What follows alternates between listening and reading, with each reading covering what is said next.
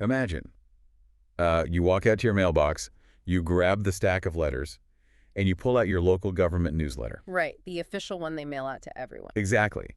And you flip to page 1, and staring back at you is this beautiful, I mean, just this glossy, multi-million-dollar rendering of a massive state-of-the-art entertainment arena. Oh yeah, the kind with all the bells and whistles. Yeah, the architecture looks incredible. You can practically hear the cheering crowds. But then, you keep flipping through the pages. You get a few pages deep, and tucked away in the back is this little blurb about local charities. And it's usually regular citizens, right? Yeah, just regular citizens scrambling to hand out basic school supplies just so children in your community can start the academic year. It creates a deeply jarring cognitive dissonance, honestly. Yeah. I mean, on one hand, we all want our communities to thrive, to have nice things, to be destinations. Of course. But seeing those two realities side by side on the printed page, it forces a hard stop. It really makes you wonder how the scale got so dramatically tipped. It's a jarring contrast. And, if you've ever felt frustrated seeing that in your own town, you're definitely not alone.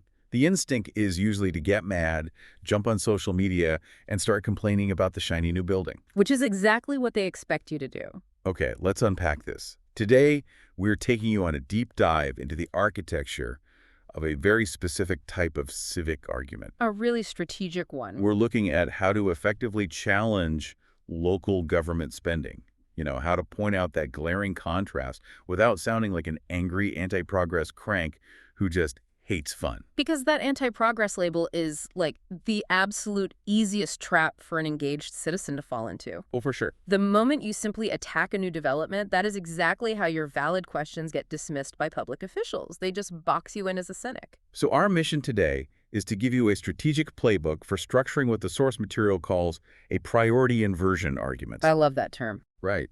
We are going to explore how to take a glossy public relations narrative, specifically using a real local county newsletter as our case study today, and turn it into a concrete, undeniable financial audit. We're going to show you how to compare luxury amenity spending directly against essential basic services. And doing it using the government's own words against them. Which is such an empowering skill. I mean, it takes the conversation completely out of the realm of emotion and name-calling, and it grounds it entirely in math, logic, and accountability. Right. Now, before we look at the specific evidence from our case study, we have to really understand that trap citizens fall into when questioning big civic projects. We need to reframe the debate. Exactly. Think about it like a household budget. If my roof is actively caving in, water is pouring into the living room, and I go out and finance a luxury sports car, my family is going to have some serious questions. I would hope so. Yeah. And when they question that purchase, they aren't being anti-car, they're being pro-roof. That's a really good starting point. But let's take that analogy a step further to really capture the mechanism of municipal finance. Okay, where does it go? It's actually more like a magician's misdirection. The glossy newsletter is the bright flash in the right hand, like, look at this amazing guitar-shaped roof we're building. Right, look at this shiny object. Exactly. While the left hand is quietly passing the hat to local charities to pay for basic survival needs. The magic trick only works if you keep your eyes on the shiny object. But let me push back here for a second. If I'm a local mayor or, a city council member, my argument is going to be, look, this arena is an economic engine. Ah, the classic defense. Right. They say it's going to bring in millions in tourism revenue, and that revenue is eventually what pays for the mental health clinics and the housing and the roof. How does this strategy deal with that? Well, the strategy detailed in our source material outlines a complete pivot. The winning move is not to stand at a podium and scream that the arena is terrible or that economic development is bad. Because that just puts you on the defensive. Exactly. That puts you on the defensive against the mayor's argument. The strategy is to argue that growth, entertainment, concerts, sports, all of that is perfectly fine. Sure. But public money must answer public need first. It's about shifting your identity in the debate from being a critic to being pro-ledger and pro-basics. Pro-ledger. I really like that. It completely strips the emotion out of it. It does. It forces the local government to prove their math. When they say the arena will pay for the basics eventually, the pro-ledger argument demands to see the timeline, the debt service, and the actual budget line items for those basics today. Which introduces the core concept of priority inversion. Yeah. How exactly are we defining priority inversion in this context? So priority inversion happens when public leadership presents premium destination projects as these transformational civic victories, while basic community survival needs are simultaneously being outsourced Outsourced to who? to piecemeal charity, volunteer groups, and exhausted frontline workers. It is an inversion of what local government is fundamentally structured to do first. Right. They're supposed to handle the basics. Exactly. Government exists to handle the collective basics. Private enterprise handles the luxuries. When the government flips that, you have an inversion. This raises an important question. If the luxury arena is the so-called transformational victory for the community, what do we call the unfunded, desperate needs happening in the exact same county? A structural failure. Yeah. And that brings us to the most crucial part of this entire strategy. How do you prove that this inversion is actually happening in your town? Right, because just standing up at a city council meeting and yelling about the budget isn't going to move the needle. Not at all. The source material reveals this brilliant strategic angle where you use the government's own curated messaging as Exhibit A. You don't have to hire a private investigator or dig for leaked documents. No, you literally just check your mail. You just check your mail. You let their own public relations department do the heavy lifting for you. They spend thousands of taxpayer dollars to curate their image, and in doing so, they accidentally document their own misaligned priorities. It's wild. For our deep dive today, we are using a specific case study provided in our sources, which is a newsletter published by the Macon-Bibb Office of Communications in Georgia. And this is their own official communication product. Right. It's explicitly designed to promote local government efforts and highlight their successes. Which matters immensely for the strategy. When you build your argument, the contradiction isn't coming from a political opponent's flyer or, a biased blog. No, it's straight from the source. It comes from the county's own curated messaging. The burden of proof is already met by their own printing press. Here's where it gets really interesting. We're going to walk you through what the source calls the same document reality. I love this part. These are the jarring contradictions printed literally in the exact same county publication. We can build a priority inversion matrix right out of their own pages, side by side. Let's look at the first juxtaposition. Okay, let's start with the big reveal they put front and center. The Macon-Bibb newsletter touts a transformational new arena.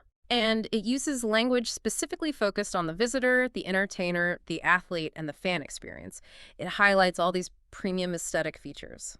Like what? What kind of features? Well, it mentions a custom guitar pick-shaped roof, an Okmulgee river-inspired design, decorative music staff lines on the exterior, and a visual tie-in to a brand-new executive terminal at the airport. Wow. You hear that and it sounds like premium civic branding. Yeah. I mean, it sounds like a massive, highly expensive destination meant to impress people flying in on private jets. Oh, absolutely. But then you flip the page in that very same newsletter, and what is the reality of housing in that county? It's pretty bleak. The local government is celebrating the dedication of a mere 5 Habitat for Humanity homes and 64 affordable units at a place called Pleasant Hill Landing. Think about the scale of that. 5 Habitat homes, which are heavily reliant on volunteer labor and donations, right? Yeah. Contrasted with a custom-designed guitar pick roof built with public financing for visitors. When you put them side by side, the public ledger question becomes glaringly obvious. What's the question? What is the total public cost for the arena, the parking deck, and the airport terminal compared to the direct public investment in affordable housing? Right, and the contrast doesn't stop there. Let's look at another one from this matrix. Okay. The newsletter is aggressively pushing all this luxury aesthetic for the arena.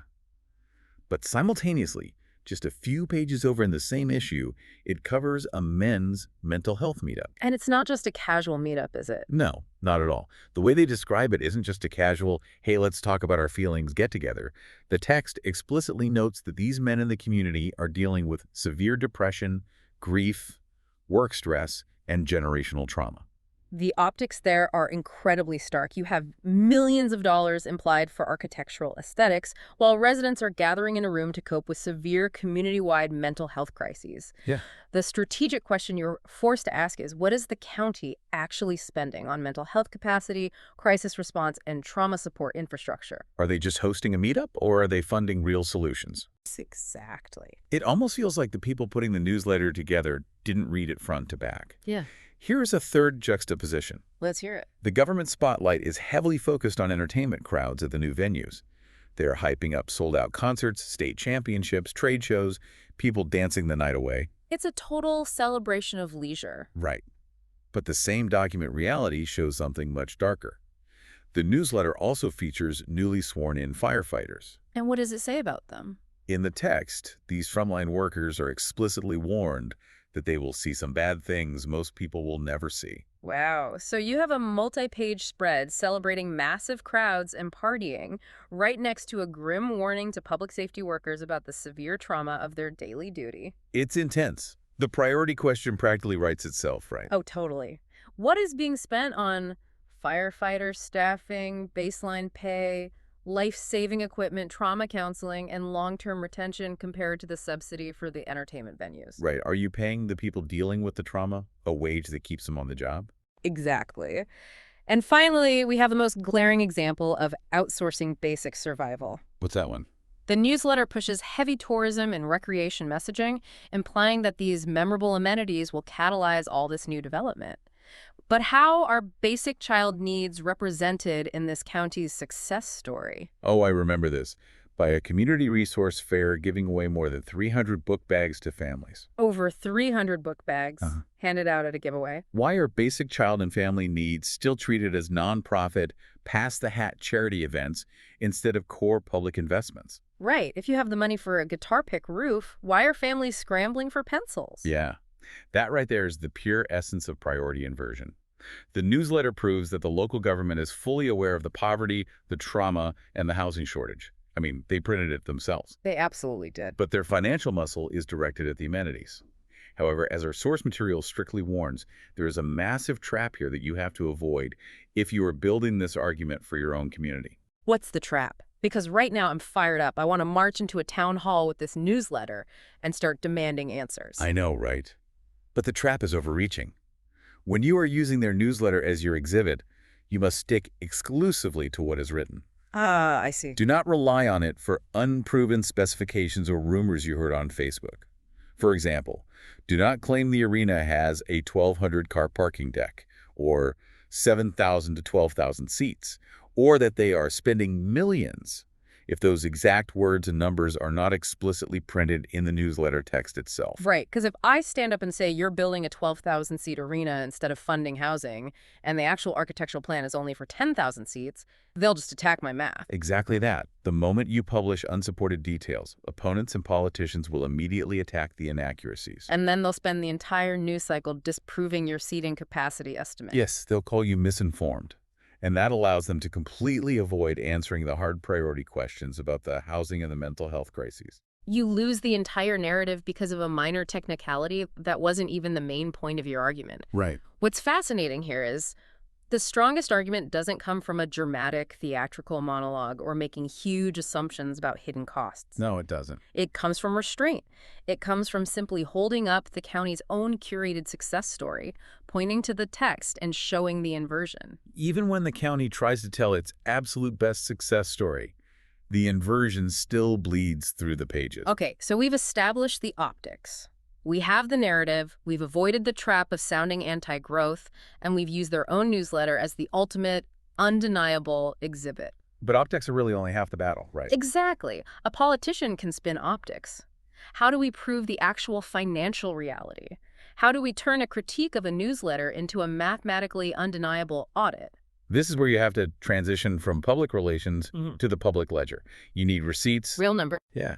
And the practical way to force a public reckoning on the ledger is through open records requests, sometimes called FOIA requests, depending on where you live. Now, I know from personal experience that filing records requests with local government can be an absolute nightmare. Oh, it's the worst. They stall, they claim your request is too broad, they try to charge you thousands of dollars in administrative fees just to look at an email. Which is precisely why the source material provides a very specific tactical strategy. Crucially, do not file one giant monster request. Why not? Because if you ask for everything related to the arena and the budget, the government will bury you with fees, or they will play clarification games to delay the process indefinitely. They'll say they don't understand what you mean just to burn the clock. Exactly. So we slice it up, we make it digestible and impossible to dodge. You split it into 4 clean, highly specific categories. Right. This keeps the audit focused and forces them to hand over the data. Let's walk through these 4 clean categories, which will give you the exact receipts needed to compare amenity spending directly against essential basic services. Okay, Category 1, arena cost and financing. What exactly are we asking for here and why? You request the total projected cost of the new project, in this case, the Macon Arena. But you have to be painstakingly specific. Like how specific? You ask for the design, construction, financing, bond costs, debt service projections, site work, utilities, furniture, fixtures, equipment, and the contingency budget. Wow. Yeah. You want to see the agenda items and the budget line items? But why do we need to list all of those subcategories? Why not just ask for the total cost? Because the marketing number they put in the press release never includes the hidden costs. Ah, the shadow costs. Exactly. They might say the arena costs $40 million to build, but they leave out the $20 million in interest payments on the debt, or the millions required to run the utilities over the next decade. So you are asking for the true, comprehensive price tag. That makes total sense. Okay. You have to capture the shadow cost. Okay, category 2, arena contracts and procurement. We need to know who is getting paid. This is where you follow the money. You ask for all the RFQs, requests for qualifications, and RFPs. Stop right there. Explain an RFP to me like I'm 5. That sounds like something a lawyer bills me by the hour to read. Fair enough. An RFP request for proposals is basically the government putting an ad out saying, we want to build a massive thing. Who wants to build it? How are you going to do it? And for how much? Okay, so it's the bidding process. Right. But you don't just want the contract itself. You want the amendments, the payment records, and crucially, the scoring sheets. Why do the scoring sheets matter? Because a scoring sheet shows you exactly what criteria the local government prioritized behind closed doors when they awarded a multi-million-dollar bid. Oh, that's smart. It shows if they valued long-term efficiency or if they just went with the glossiest presentation that promised a guitar pick roof. In the Macon-Bibb case study, the specific players mentioned in the source are MFA Project Management, PBK Architects, Barton Mallow, and Sheridan Construction. Right. You request the invoices for those specific entities and any arena-related consultants. So you nail down exactly who got the public's money. Okay, category 3 is the executive terminal. Yeah, the newsletter visually tied the arena's aesthetic to this terminal at the airport. So we need to know the cost of that, too, to get the full picture of the premium spending. Exactly. The government linked them in their own marketing, so you link them in the audit. You request the total public cost and the funding sources for the Middle Georgia Regional Airport Executive Terminal. You want the agenda approvals, the bond or grant documents, and the payment records. Right. Now, with categories 1 through 3, you have the hard, undeniable financial data for the premium destination projects. Which brings us to the most important part, the anchor of the whole strategy. Category 4, the basic needs comparison ledger. This is where we get the data to prove the inversion. Yes, this is the critical counterweight. You request the fiscal year 2025 through 2027 budget line items and the actual expenditures. You want to see exactly to the penny what is being spent on affordable housing, homelessness programs, mental health resources, firefighter wellness, and public safety retention. And we shouldn't just stop at the human services, right? When we talk about the basic needs ledger, we need the deeply unsexy infrastructure too. Oh, definitely. You ask for the line items for jail repairs, drainage, roads, sidewalks, and code enforcement. When you ask for the budget line items for drainage, the truly unsexy stuff, you aren't just being a math nerd. No, not at all. You are looking for the exact dollar amount that proves your city cares more about a music venue than whether your street floods every time it rains. Precisely. And specifically regarding the housing crisis they mentioned in the newsletter, you ask for any public subsidy, tax abatement, or financing support connected to that Pleasant Hill Landing project. Okay. You also asked for records showing exactly how many affordable units the county has directly funded, completed, or preserved since 2021. Not how many volunteer homes were built, but what the government directly funded. Exactly. If we connect this to the bigger picture, why does this specific sequence of 4 requests matter so much? Why couldn't we just ask for the basic needs budget first? Because the sequence dictates the inescapable logic of the argument. First, you force them to prove the exact, undeniable, fully loaded cost of the shiny destination projects. They have to hand you the millions upon millions spent on the arena and the terminal. Then, you force them to hand you the exact documents proving what basic community needs actually received in the budget over the same period. You put the 2 ledgers side by side. Yes, the math forces their hand. At that point, the priority inversion argument ceases to be a political opinion. Right. It ceases to be an activist complaining on the internet about an arena. It becomes pure math. You have proven, with their own documents, what was funded first, what was delayed, and what was left to charities or exhausted frontline workers. So what does this all mean?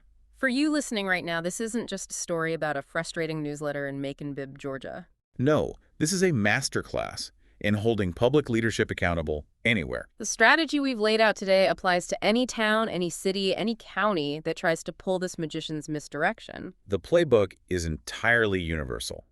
When leadership announces a massive, shiny new project, look at what else is happening in the community at that exact moment. Use their own promotional words to highlight the contrast. Practice restraint and avoid overstating the facts, and then systematically request the public records in those 4 categories to prove the financial reality. The next time your city announces a transformational premium destination project, you now have the exact blueprint to ask the right questions. You don't have to be anti-growth. You don't have to be against entertainment or economic development. You just have to change your posture, look at the officials, and say, show me the ledger. Because public money should follow public need first, and you have the absolute power to demand the receipts to prove if it actually is. It's about ensuring that before a community breaks ground on a luxury amenity, it has adequately addressed the foundational survival needs of its citizens.